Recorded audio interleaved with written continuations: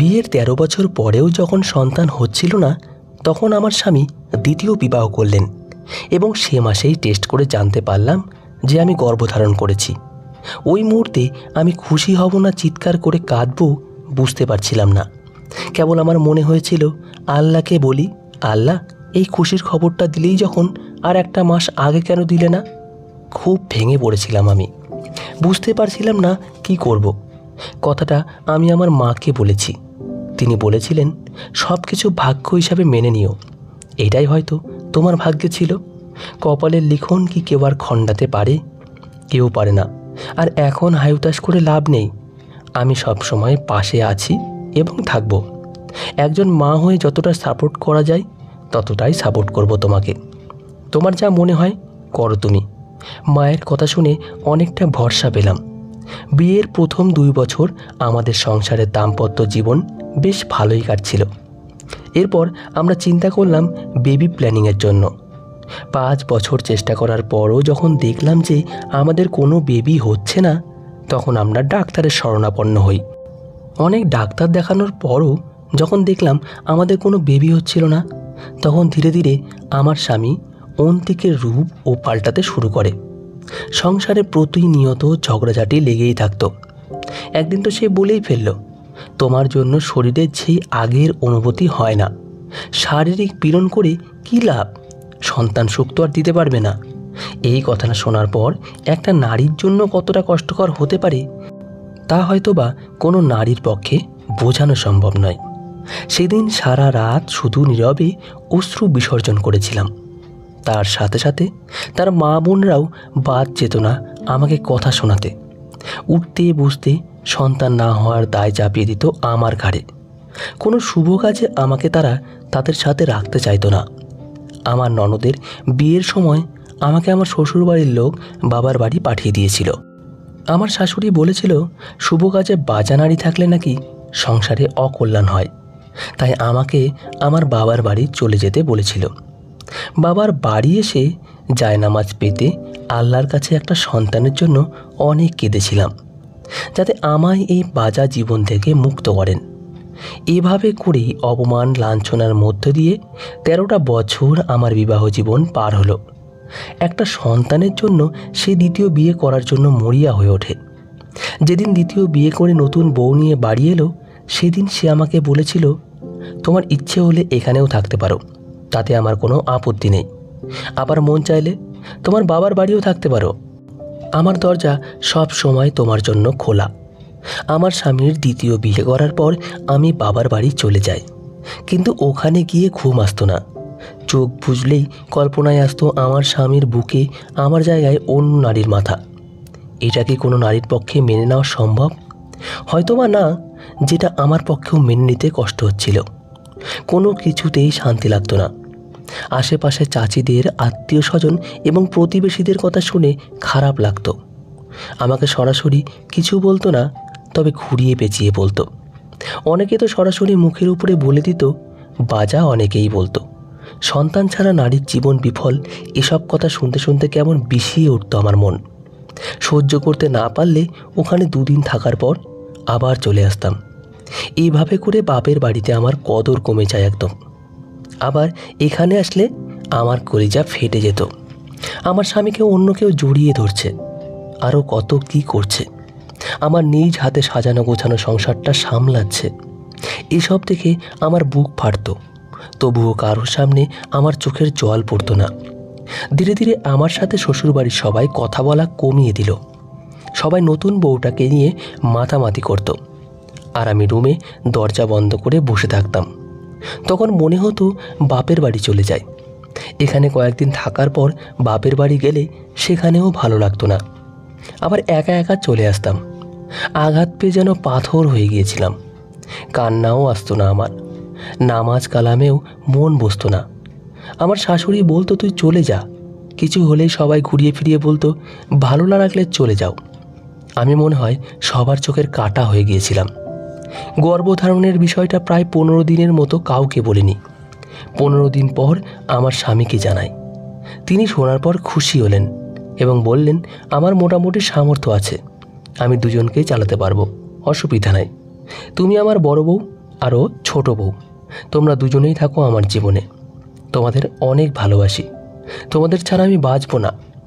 আমি মনে মনে হেসে বলি, হারামজাদা, তুই আমাকে ছাড়া ঠিকই বাঁচবি, শুধু ওরে ছাড়া বাঁচবি না সেটা বল। তারপর উনি ভাগ করলেন আমার সাথে সপ্তাহে 2 দিন থাকবেন এবং নতুন বউয়ের সাথে বাকি দিনরাত্রি যাপন করবেন। আমার ভাগে বৃহস্পতিবার আর শুক্রবারগুলো পড়েছিল। বৃহস্পতিবার আর শুক্রবার আসলে আমি আমার বাপের বাড়ি চলে যেতাম। আমি স্বামীকে খুব ভালোবাসি, তবে এখনকার এই চেহারা মানুষটাকে না।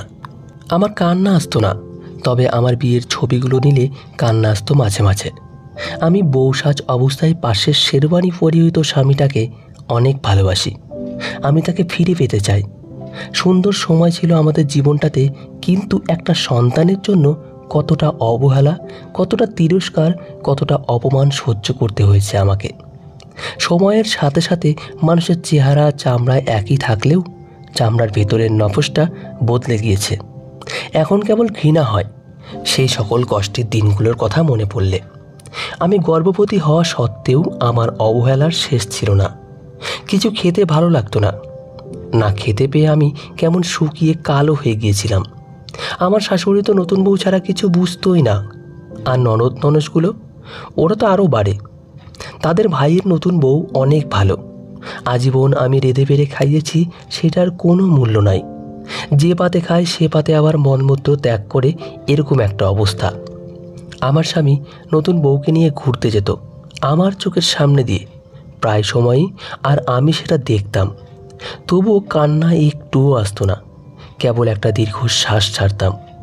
মানলাম আমার সন্তান হচ্ছিল না বলে হয়তোবা আমার মূল্য কমে গিয়েছিল, কিন্তু এরপর তো আমি গর্ভবতী হয়েছিলাম। তবে কেন এত অবহেলা করছিল সবাই আমাকে জিজ্ঞেসও করতো না, তোমার কি খেতে মন চায় বা তুমি কি খাবে? ও ভালো কথা, আমার রান্না কারো খেতে মন চাইতো না, কারণ আমার রান্না নাকি মজা হয় না। আমি নাকি রান্না করতে জানি না। নতুন বউয়ের হাতের রান্না মজা হতো, কারণ আমার শাশুড়ির সাহায্য নিয়ে নাকি রান্না করতো। আমি রুমে বসে বসে দেখতাম টাইমে টাইমে আমার খাবার আমার ঘরে পৌঁছে দিত, আর মানুষকে বলে বেড়াতো আমাকে অনেক সুখে রাখছে। কিন্তু কথাটা সম্পূর্ণ উল্টো ছিল। বাড়িতে কেউ এলে তাদেরকে এভাবে দেখানো হতো নতুন বউ বয়সে আমার চেয়ে অনেক ছোট, দেখতে অনেক সুন্দর, তাই হয়তো আমার স্বামী তার প্রতি বেশি আকৃষ্ট ছিল। নতুন বউকে ছোট বোনের মতো মানি বলে একদিন ওকে বললাম, বোন, বৃষ্টি আসছে, ছাদ থেকে কাপড়গুলো নিয়ে আয়। কথাটা শোনা মাত্র আমার স্বামী তেলে বেগুনে জ্বলে উঠেছে, কারণ আমি তার নতুন বউকে কেন তুই করে বলেছি।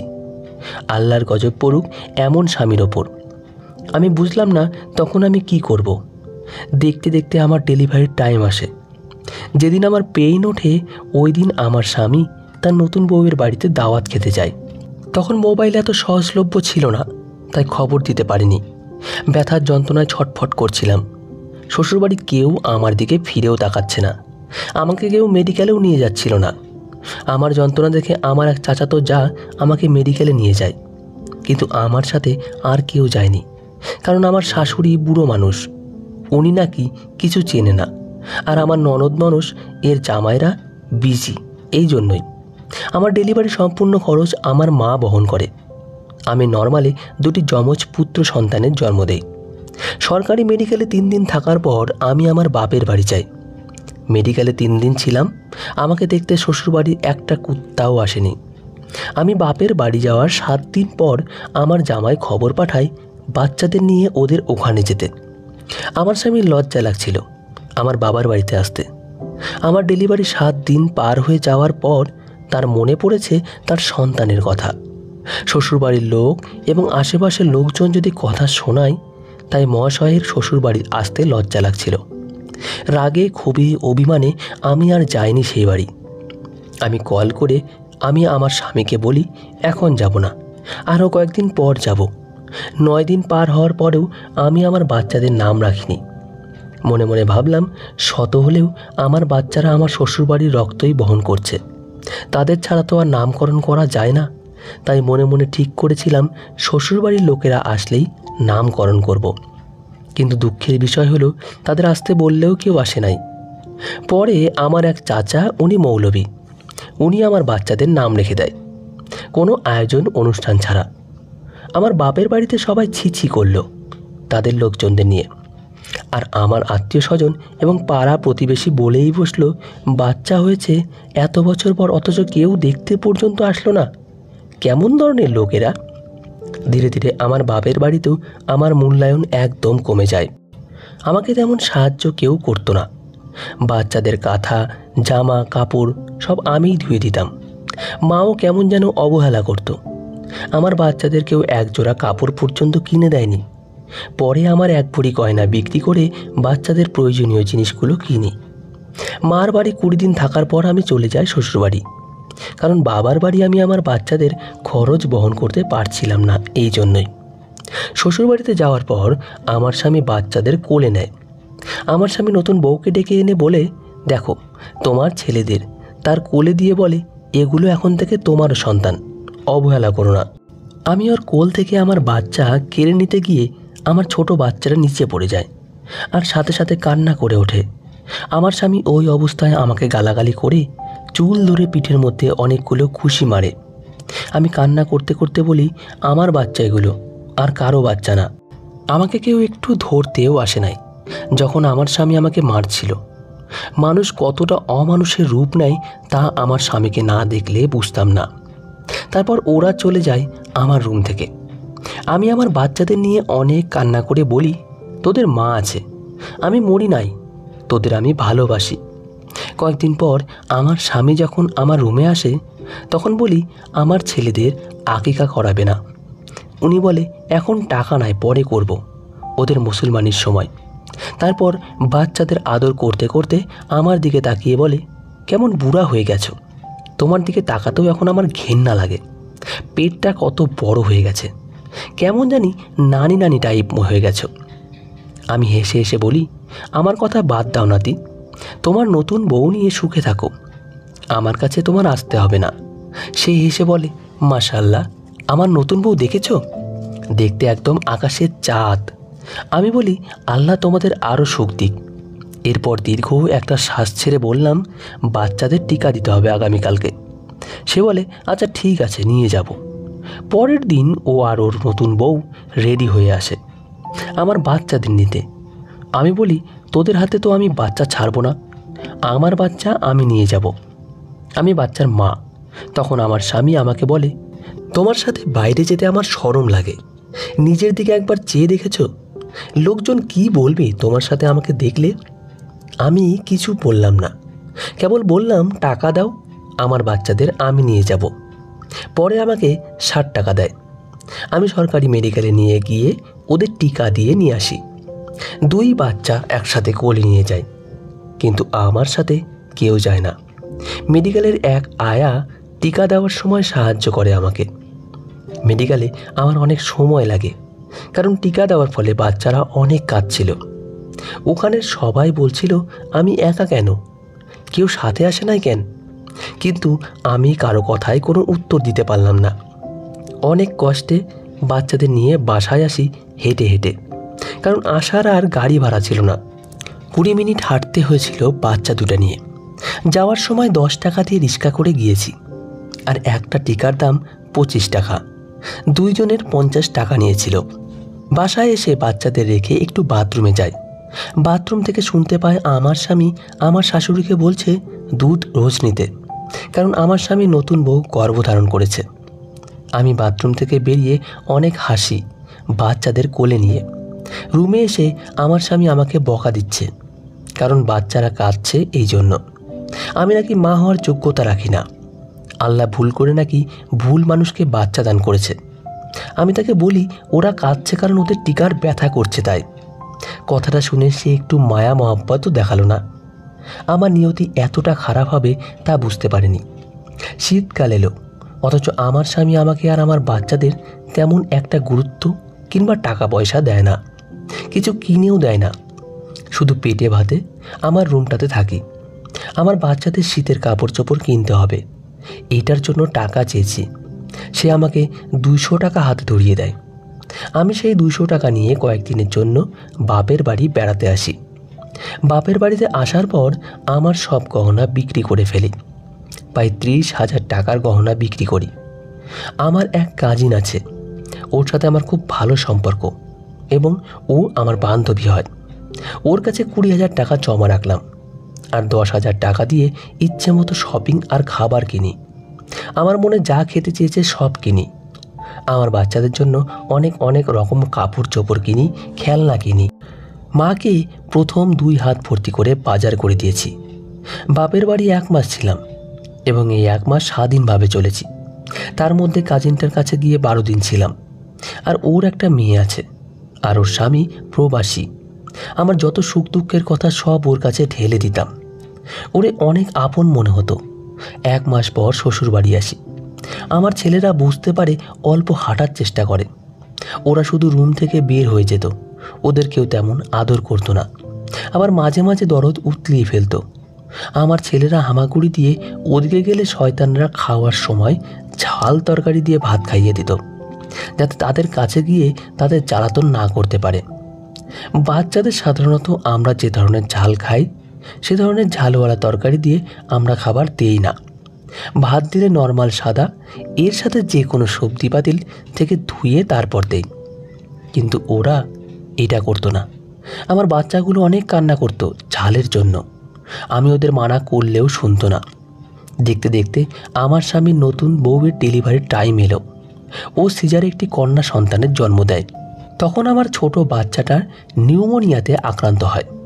অনেক ডাক্তার দেখানোর পরে ও যখন ভালো হচ্ছিল না, তখন আমি আমার বাচ্চাদের নিয়ে আমার বাপের বাড়ি চলে আসি।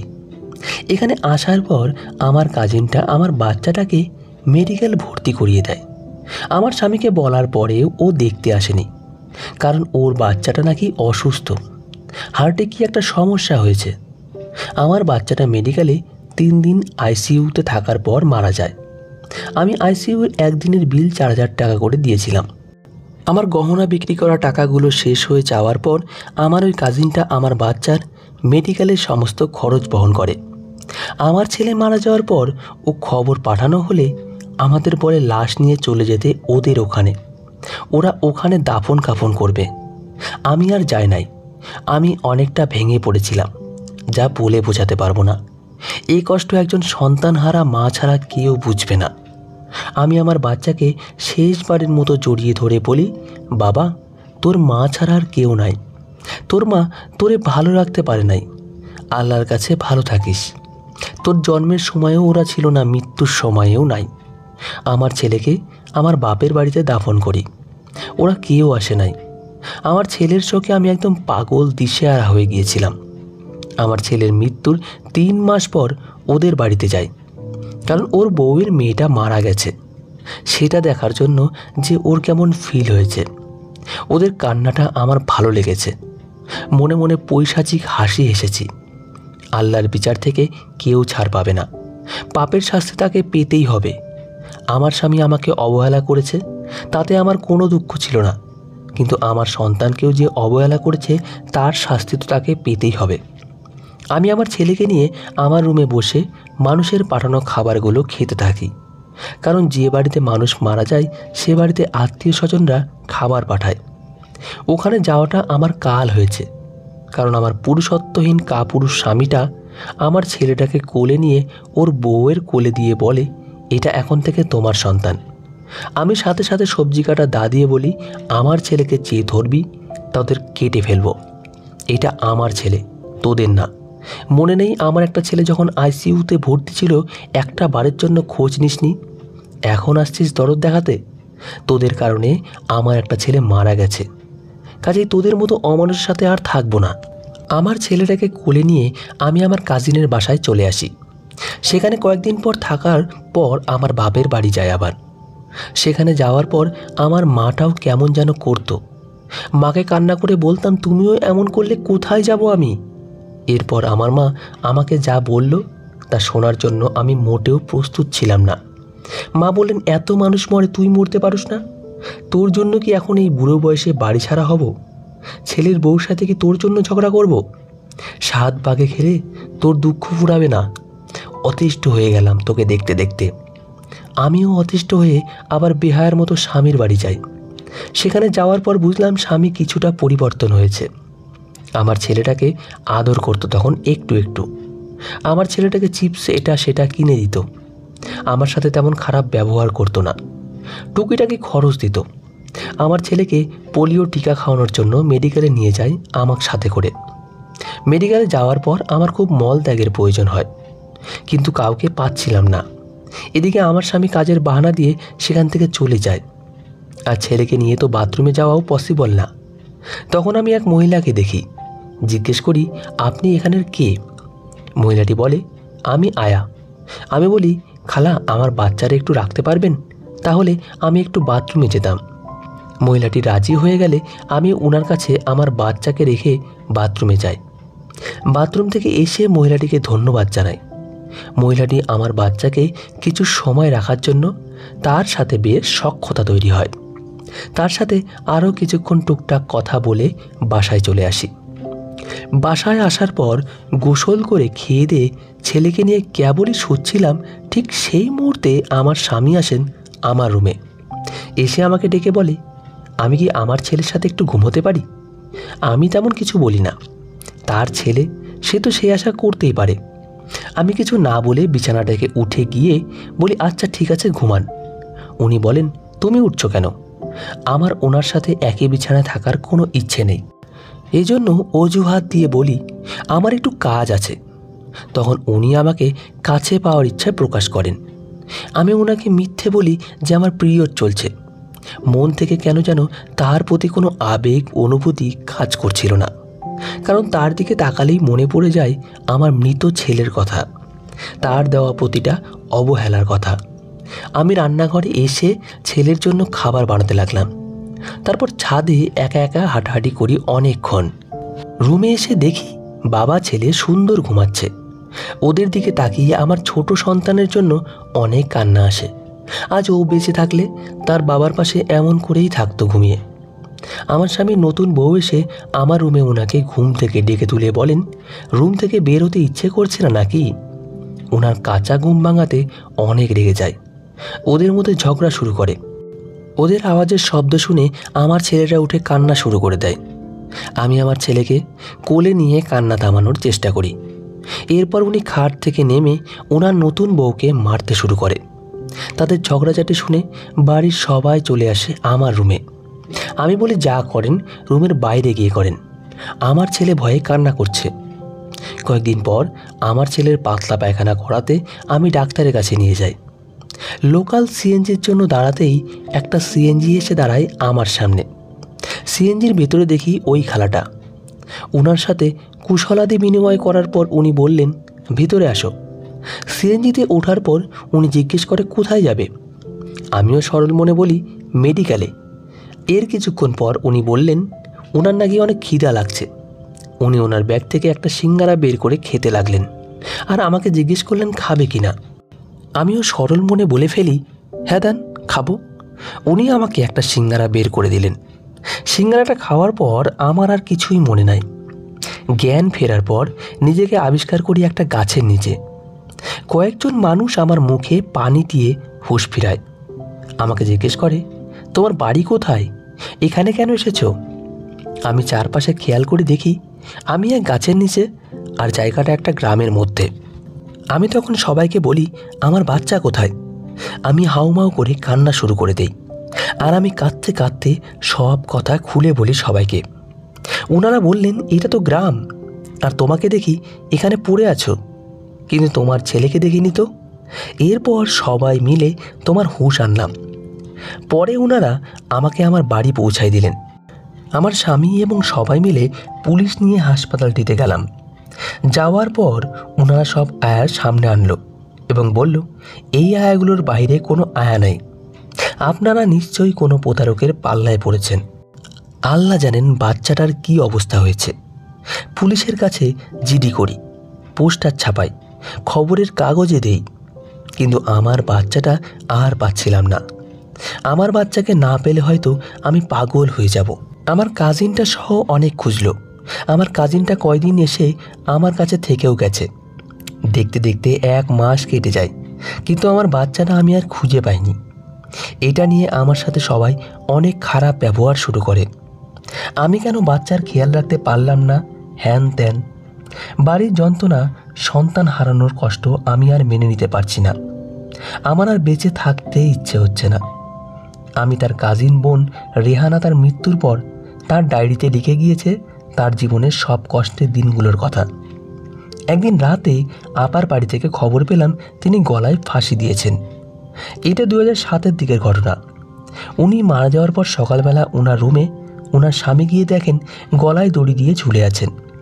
ওনাকে নামানো হয় এবং সবাইকে খবর দেওয়া হয়। সবাই আসে এবং জানাজা ছাড়া ওনাকে এক জঙ্গলের সাইডে কবর দেওয়া হয়। ওনার স্বামী আর দ্বিতীয় বউয়ের এখনও পর্যন্ত আর কোনো ছেলে মেয়ে হয়নি। সবাইকে শান্তি দিয়ে এক আকাশ সমান কষ্ট নিয়ে আপুটা দুনিয়া ত্যাগ করে। তবে আমার আপাকে অবহেলা ও কষ্ট দিয়ে তারাও যে সুখে ছিল তেমনটা না। কাউকে কষ্ট দিয়ে কেউ কখনো সুখে থাকতে পারে না, তারাও পারেনি। আপার শাশুড়ির প্যারালাইজড হয়ে গিয়েছিল, আর দুলাভাইয়ের হঠাৎ করেই চাকরি চলে যাওয়ার দরুন তার ছোট বউ তাকে উঠতে বসতে কথা শোনাতো। দুলাভাইয়ের দ্বিতীয় স্ত্রী যেহেতু দুলাভাইয়ের থেকে অনেক ছোট ছিল, আপা মারা যাওয়ার বেশ কয়েক বছর যাওয়ার পর দুলাভাইকে যথেষ্ট অবহেলা করত। তার সাথে কোথাও যেতে চাইতো না, তার সাথে তেমন কথা বলতো না। পরবর্তীতে জানা গিয়েছিল তার দ্বিতীয় স্ত্রী নাকি অন্য কোথাও সম্পর্ক তৈরি হয়েছে। একটা পর্যায়ে এসব কথা জানাজানি হওয়ার পর তাদের পরিবারের এই ব্যাপার নিয়ে দুলাভাইয়ের সাথে তার দ্বিতীয় স্ত্রীর বিশাল ঝামেলা হয়। একেই বলে প্রকৃতি, যে যেমন কর্ম করে তার ঠিক তেমনটাই ফল হয়। একটা সময় ছিল আপার সাথে দুলাভাই এরকম আচরণ করেছে, একই রকম অবহেলা করেছিল। তো বন্ধুরা, আজকের গল্পটি এই পর্যন্তই। আশা করি গল্পটি তোমাদের খুব ভালো লেগেছে। ভিডিওটি ভালো লাগলে অবশ্যই কমেন্টে তোমাদের মতামত জানাবে। ধন্যবাদ সবাইকে। ভালো থাকবে, সুস্থ থাকবে।